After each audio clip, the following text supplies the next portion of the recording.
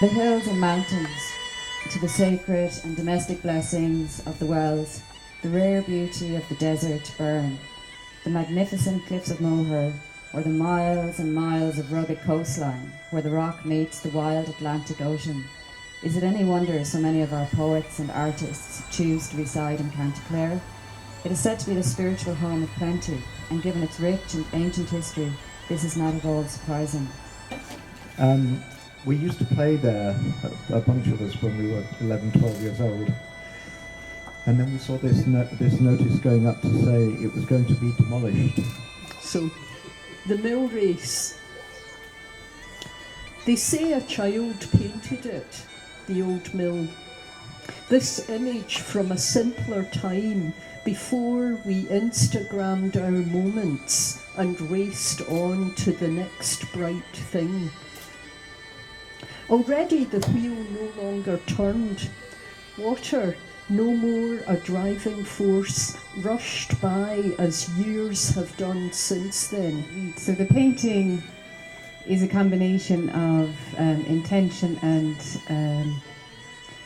intuitive painting. So you can see the lines are the intentional part, so it's reflecting on reality and our constructs of reality, looking at things like the cross, the clock, constellations, and the four directions, and the diagram of the particle. So then the idea is just to see what comes from that then intuitively. It's inspired by the effect that our identity and our perception has on our experience. It's called All is Mind, which is one of the Hermetic principles and is part of a larger body of work, The Universe is Mental, getting to the heart of it. My piece is called WildOne. I suppose it encapsulates the wild, savage yet gentle aspect of nature. Not the beauty of a flower or the majesty of a landscape, but the unseen primal force which is inherent in us all, and mostly obscured by conditioning and conformity. WildOne. What hides within your world, wild one? I look into your eyes, soul windows, the secret Pisces, coloured in life, in pure passion, in continuity, in truth, in rounded infinity, still mirroring the realm of nature's child, your ghost-like biosphere embracing a while.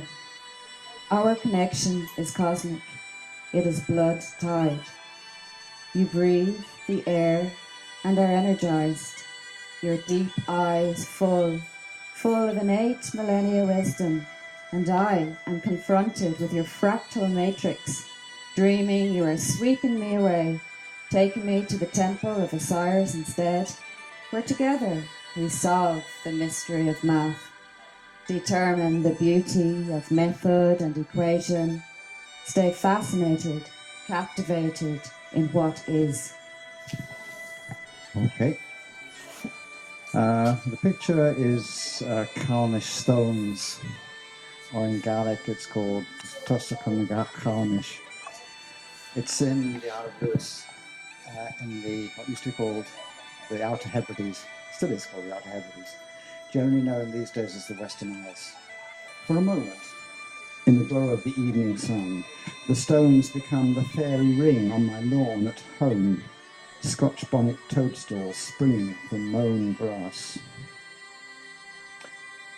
Standing in the centre, I close my eyes, feel mycelium, a fungal web, entangle me.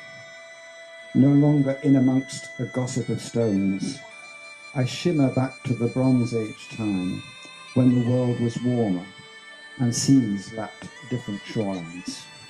It's called a study of Robin. I love this drawing, but I hold my breath and I tiptoe beside it. I fear that I'm intruding on a woman's dream time. She sits, bathed in light, wrapped in shadow, tall and strong on a capstone. So this is the poem I wrote, Fire Dance. The dance is wild with that feline wildness that comes with looseness and the rhythm throb. Oh, move and breathe, echoing off blood beat, the synesthesial pattern binding all together in this world we dream.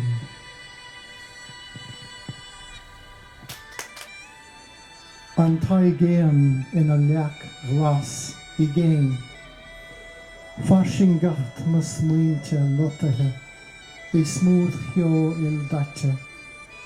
Manam do hiniata, I mro gan ceasta. Tussa, spad chlosach, hronach, I'd spare van fwy smot. Good